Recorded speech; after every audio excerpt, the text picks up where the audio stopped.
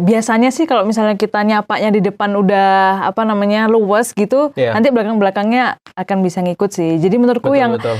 Malah yang berat itu pas memulai obrolannya. Kadang ada beberapa hal yang kita justru bisa lakukan yang tidak dimulai dengan motivasi. Lebih baik kita nyesel karena gagal, berarti kan kita nyoba, daripada kita nyesel karena nggak nyoba. Iya sih, gitu. Jadi nyemplung aja, dicoba aja.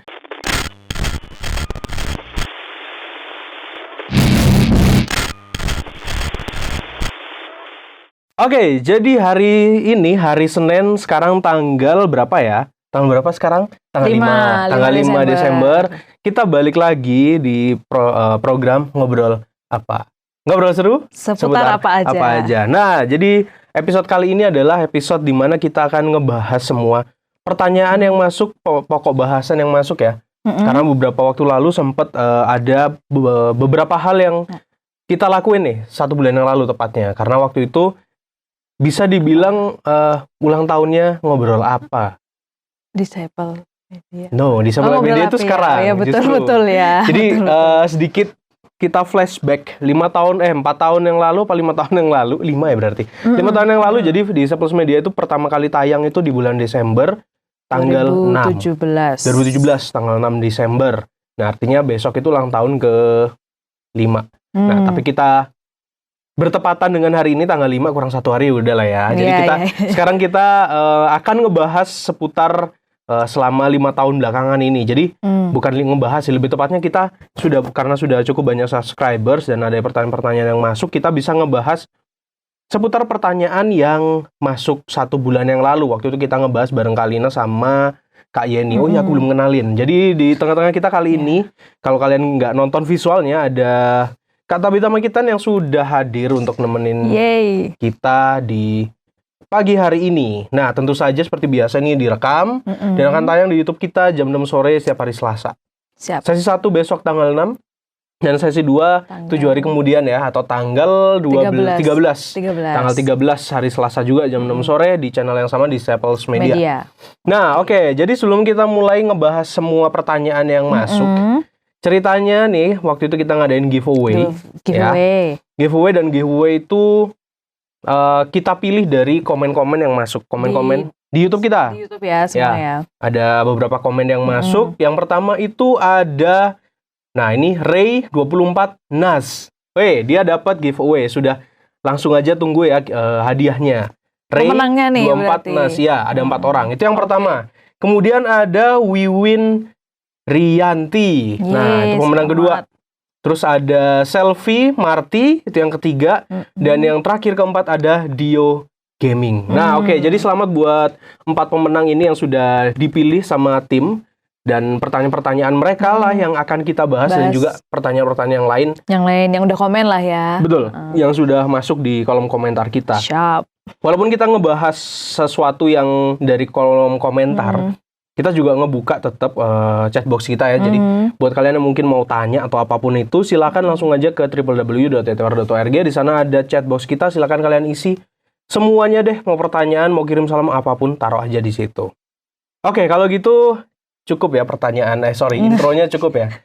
Karena preambulnya sudah yang dibahas banyak banget. Iya, nih komennya agak-agak banyak. Satu komen banyak pertanyaan. Iya, ada yang satu komen banyak pertanyaan. Nah, kayaknya kita ngebahas dari mulai yang mana dulu nih? Kayaknya aja deh. Kita dari ini dulu ya, dari Selfie sebagai salah satu pemenang di giveaway. Nah, selamat hari jadi Disciple Media. Thank you. Ya, semoga makin jaya, semakin sukses, pasti dan selalu membawa kita sebagai pendengarnya menjadi positif dan selalu banyak pengetahuan yang kita dapat.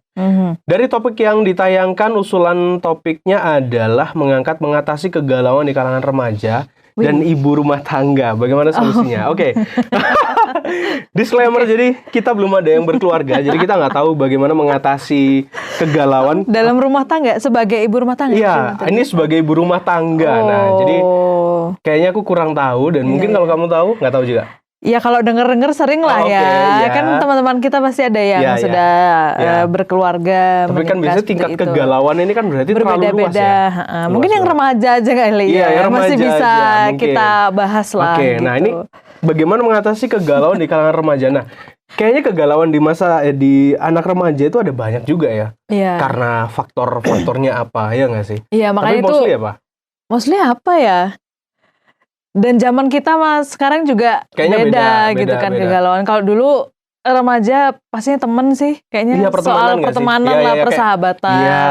Kok dia nggak temenan sama aku? Iya. Nah, kayak gitu gimana kan. caranya bisa temenan sama ABC atau misalnya pokoknya kayaknya pas remaja tuh hal yang terpenting di hidup kita tuh pertemanan gitu. Dan bisa galau gara-gara pertemanan itu ya. Kan itu sering juga dibahas di Sepel Media kan, maksudnya ya kegalauan itulah yang membuat konten-konten di DM di Sepel Media ya, betul. inspirasi. Bisa dicek aja di konten kita yang lain. Tapi mostly kalau zamannya kita itu di masa remaja sekitar berapa tahun yang lalu ya, itu 15 tahun mungkin 15 tahun 10 tahun yang lalu ya, itu kayaknya pertemanan ya, tentang pertemanan. Jadi kalau misalkan Selvi tanya itu ya gimana ngatasinnya, kalau aku dulu gimana ya, ya udah kayaknya jalan aja, kayaknya nggak pernah. Kalau aku karena dulu orangnya termasuk introvert, jadi jarang bergaul sama orang luar, jadi nggak pernah ngalami kegalauan dalam hal ini sih.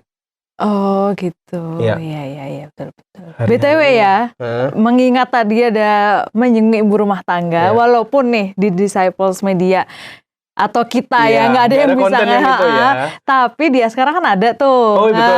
Ada harmoni keluarga. Nah, jadi sekaligus promo ya. Sekaligus. Jadi setiap Kamis jam 9 sampai jam 10. Tiap hari Kamis jam 9 sampai jam 10. Nah, itu adalah momen ya. Yang mungkin tepat Selvi, kalau misalnya mau tanya tentang kehidupan berkeluarga gitu kan. Bahkan juga soal mendidik anak juga kayaknya di situ. Pokoknya semua permasalahan lah keluarga. Betul. Jadi bisa ke sana. Dan itu kayaknya narsumnya lebih cocok karena narsumnya dan hostnya itu orang yang sudah berkeluarga. Iya ya pastinya. Anaknya udah gede-gede, jadi tahu lah ya. Iya gitu. Jadi masalah apapun bisa lah dibicarakan. Iya bisa ditanyakan. Nggak kayak kita ya ditanyain ya udah semangat gitu aja.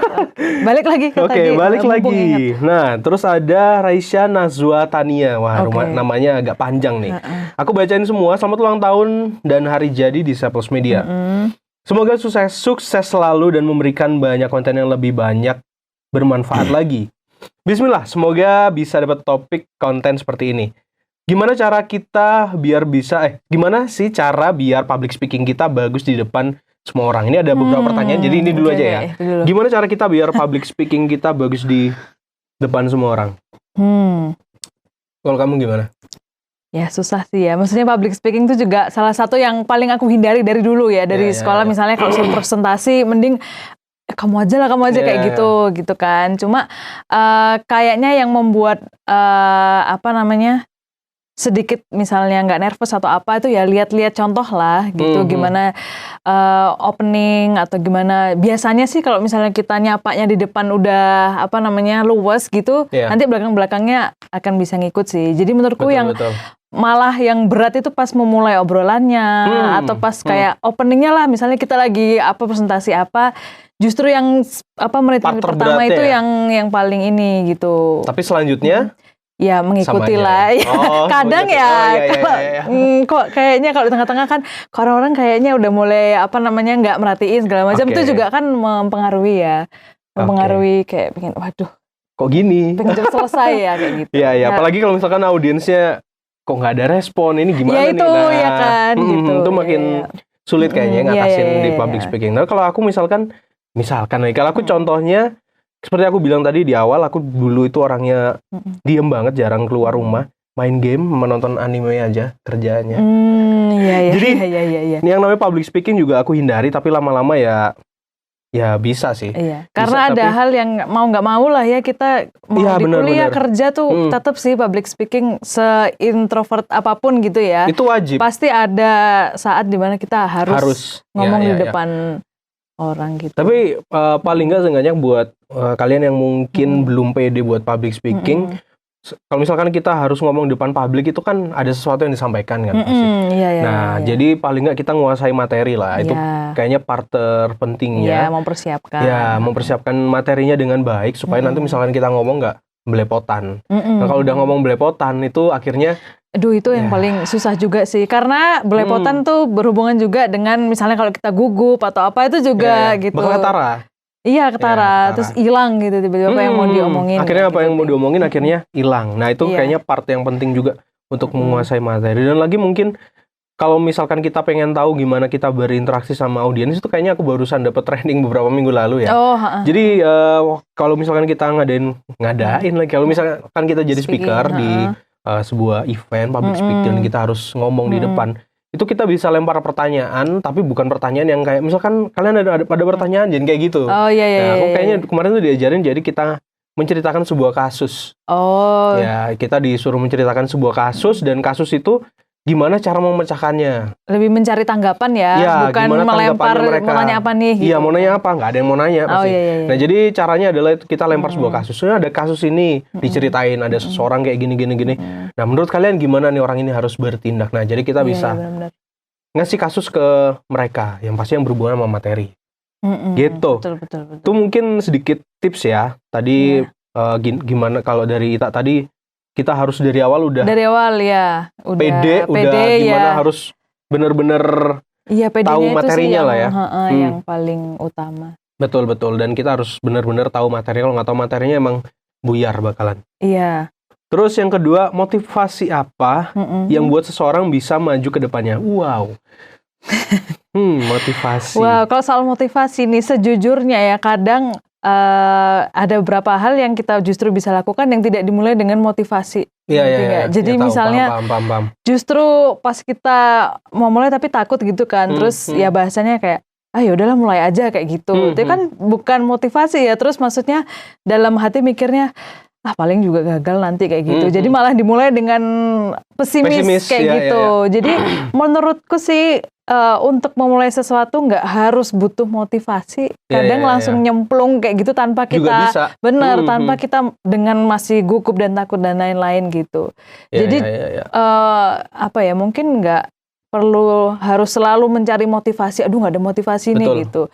Lebih penting yang langsung melakukan dengan keadaan apapun lah ya gitu. Ya karena pada dasarnya kalau dibilang itu apa ya? Aku pernah dinasehatin tuh kalau misalkan kita ngelakuin sesuatu, lebih baik kita nyesel karena gagal, berarti kan kita nyoba daripada kita nyesel karena nggak nyoba. Iya sih. Gitu. Jadi nyemplung aja, dicoba aja. Kalau gagal, berarti memang bukan untuk Anda. Tapi kalau misalkan berhasil ya puji Tuhan kan, daripada kita nggak nyoba, jadi kita nggak tahu hasilnya. Bener, daripada nunggu motivasi betul. itu nggak datang-datang ya. Nah itu dia, susah. Iya betul. Terus lanjut lagi, gimana cara jadi YouTubers yang sukses? Ini kayaknya kita pernah bahas bareng kolaborasi dengan salah satu YouTubers lain ya di Malang yang udah subscribernya udah cukup banyak, itu Franz Channel ya. Zefranz Channel itu kita pernah bareng sama dia itu kolaborasi sekitar 2 atau 3 bulan yang lalu.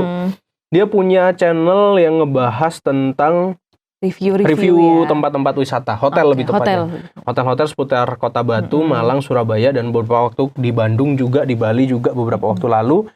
Jadi mungkin kalian bisa nonton tayangannya itu, nanti aku siapin linknya di atas.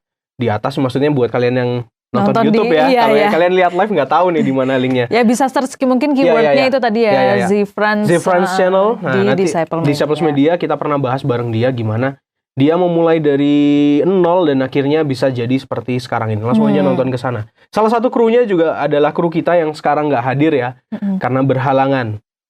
Oke, kemudian kita lanjut lagi. Gimana cara bentuk tim produktif? Nah, ini kayaknya tim produktif ini berkaitan sama YouTube tadi ya. Iya. Kalau berkaitan sama YouTube, balik lagi ke Zefranz Channel aja. Di sana kalian bisa nonton gimana mereka awal mulai seperti apa. Tapi mungkin ini juga kita bisa jawab bentuk tim produktif karena dulu di Disciples Media itu dimulai dengan tanpa modal satu orang doang. Kameranya cuma satu, aku ingat banget. Gak banyak sih sebenarnya awal-awal. Gak ada sih, satu orang doang. Aku doang waktu itu. Aku sendirian. Ceritanya waktu itu aku masuk di kantor 2 atau 3 minggu kemudian nyusun semua YouTube-nya gimana, dan akhirnya tanggal 6 itu lahirlah video pertama. Jadi awal mulanya kayak gitu. Terus akhirnya pelan-pelan sampai sekarang sebenarnya juga nggak punya tim tetap ya, nggak punya tim tetap, tapi lebih tepatnya berkolaborasi dengan orang lain untuk jadi narsum kayak gitu-gitu. Tapi semua hal teknis mostly tak kerjain sendiri. Nah, belakangan ini ada anak magang yang dari Zefranz Channel tadi, si Sam. Dia yang bantuin banyak hal di Disa Plus Media dengan channelnya kita yang lain di Askara Channel sama di ITWara Official. Nah, jadi kayak gitu. Jadi kayak gitu sih. Kayaknya caranya bentuk tim itu nggak ada cara yang kayak gimana ya? Nggak ada rumusnya gitu. Iya. Pokoknya kita butuh, kita ngobrol sama orang, kita butuh bantuanmu gini ya udah mulai aja. Selama gitu. Semuanya jelas gitu sih. Biasanya kalau kerja tim kan membutuhkannya itu. Iya. Kan. Kecuali kalian punya dana besar, jadi bisa hire orang secara khusus untuk tim itu, ya itu beda cerita. Gitu. Next, ini gimana cara menemukan passion dalam diri kita? Wah, ini pertanyaan yang cukup menarik juga. Kalau berhubungan sama passion ya. Iya nih, passionnya karena kadang-kadang berubah-berubah sih aku kadang-kadang loh ya. Jadi dari kan pertanyaan itu kan kayaknya sejak mungkin SMP, SMA tuh udah sering lah ya gitu. Apa sih yang paling kamu ingin nih gitu kan di hidup ini gitu. Dan kadang kalau udah sekarang malah ketemunya kadang passion nggak sejalan sama apa yang kita kerjakan, misalnya kerjaan kita dan lain-lain gitu. Cuma kayaknya sih itu akan ini ya, seperti ya sepanjang hidup nggak sih untuk menemukan itu gitu. Nggak bisa kayak titik ini ini passionku kayak gitu ya. Atau update malahan. Benar. Atau upgrade.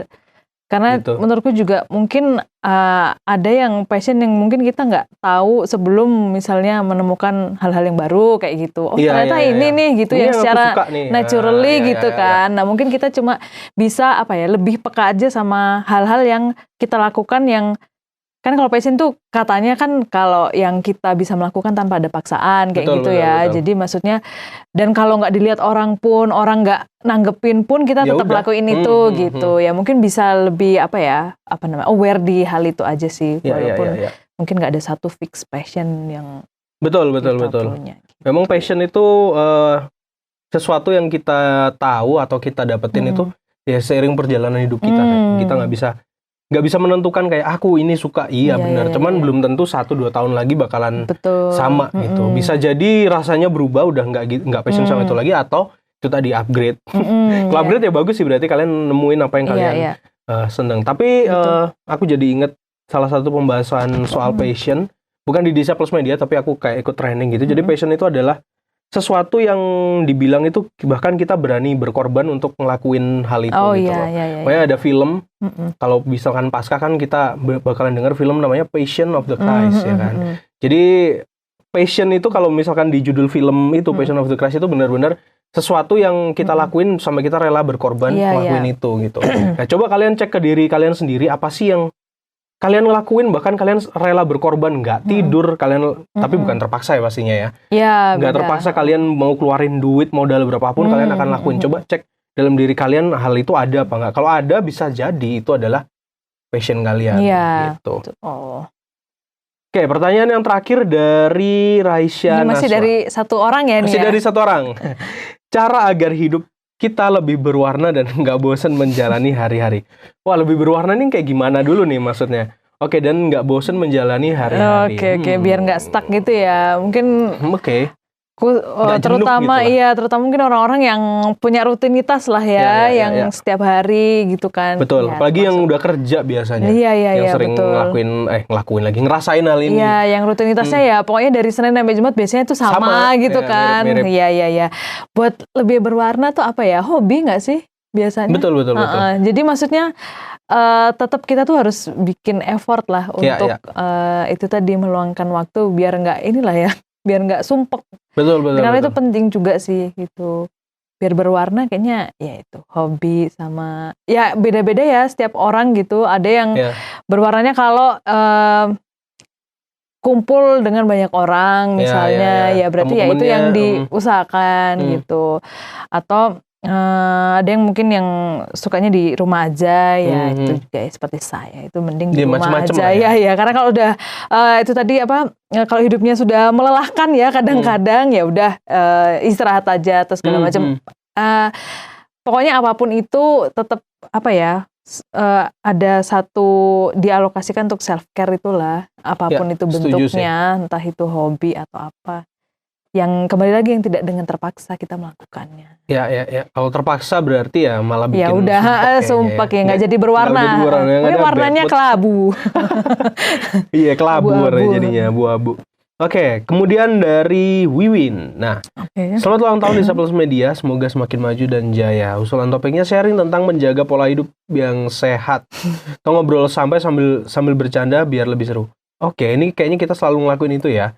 Ngobrol sambil bercanda biar lebih seru, kayaknya tiap ngobrol apa selalu kayak gitu sih. Iya, seperti itu sih ya. Cuman ini apa, pola hidup sehat. Ya, pola hidup sehat. Pola hidup sehat itu ya kayaknya juga secara general ya harus balance aja sih kayaknya. Iya. Kan? Aktivitas, olahraga, sama makanan kayaknya itu harus balance. Istirahat, aktivitas sih. Istirahat, makanan sama olahraga.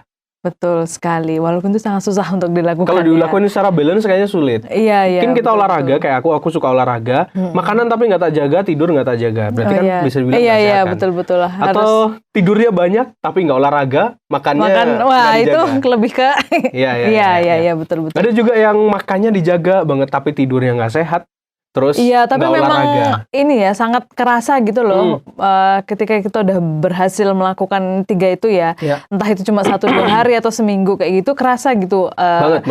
Apa badannya enak dan itu ternyata maksudnya sangat krusial juga untuk kelancaran apa ya, mikir terus juga apa interaksi sama orang kayak gitu tuh nggak gampang ngeblank terus nggak ngantuan juga betul, jadi sebenarnya ya harus diusahakan juga sih. Mungkin itu juga salah satu yang bisa membuat hidup lebih berwarna. Soalnya kan mungkin ya. Setelah olahraga, maksudnya kalau bener-bener di dalam tubuh yang sehat tuh bisa lebih. Betul. Olahraga emang bisa dibilang capek lah pasti. Nggak mungkin nggak capek. Cuman habis olahraga itu ada merasa enak sih memang. Iya. Lebih enteng, seger. Apalagi aku biasa lari pagi ya. Beneran lari pagi, jam 5 udah start. Sampai jam 6 biasanya, jam 6 udah balik lagi di rumah, mandi, siapin buat berangkat kerja. Itu kerasa banget. Kerasa banget. Walaupun katakanlah aku begadang sampai jam 2, jam setengah 4 bangun, jam 5, setengah 5 bangun dan langsung pergi ke Malang itu udah ya karena sih. Dan udah kebiasaan juga ya. Maksudnya berarti rutinitasnya juga penting lah maksudnya untuk bisa membangun habit itu. Tapi tetap itu nggak sehat karena tidurnya tadi setengah 2, jam 2 itu nggak sehat sih kalau sering-sering. Kalau sering. Jadi nggak balance kan, istirahatnya kurang. Jadi istirahat mungkin berapa ya? Istirahat tuh 6 jam ya tetap minimal. Harus ingat umur ya. Iya. Istirahat tuh minimal 6 jam kalau nggak salah yang ku tahu. Minimal 6 jam. Dan kayaknya di konten Disciple Media banyak deh yang soal olahraga. Ya maksudnya lebih sharing experience kan. Cuma mungkin tuh bisa dicek-ceki lah. Aku sering bikin kayak mini vlog itu sambil lari, hiking segala macam. Mungkin kalian bisa cek di situ juga di tayangan di sosial media yang lain. Oke. Kemudian next kita ada pertanyaan berikutnya. Kesemutan ya kayaknya. Oke. Terus topik tentang TikTok yang bermanfaat bagi anak-anak. Waduh. TikTok yang bermanfaat bagi anak-anak. Ini kayaknya agak sulit. Aku nggak pernah riset TikTok sih, nggak pernah ngebuka TikTok ya. Tapi mungkin bisa dari kan intinya kalau TikTok atau medsos yang lain kan pokoknya begitu kita nge-like sesuatu itu yang akan munculkan. Nah mungkin bisa dari orang tuanya dulu atau apa yang istilahnya ngeset gitu kali ya TikToknya apa namanya mungkin nge-like-naikin yang apa yang bermanfaat. Kayak gitulah atau gimana gitu biar nanti yang muncul di FYP ya, kok timeline sih? Kalau TikTok kan, ya FYP. Iya, kalau TikTok FYP dong. Iya, betul. Itu gitu yang bermanfaat buat anak apa ya? Karena kan kita kalau lihat TikTok mencari apa yang untuk kebutuhan kita ya. Ya selama ini sih belum pernah nyari untuk kebutuhan anak-anak sih. Jadi nggak tahu isinya di TikTok di dunia anak-anak tuh apa gitu sebenarnya. Belum pernah nemu sih aku. Karena kan yang kita cari ya yang relate sama kita kan.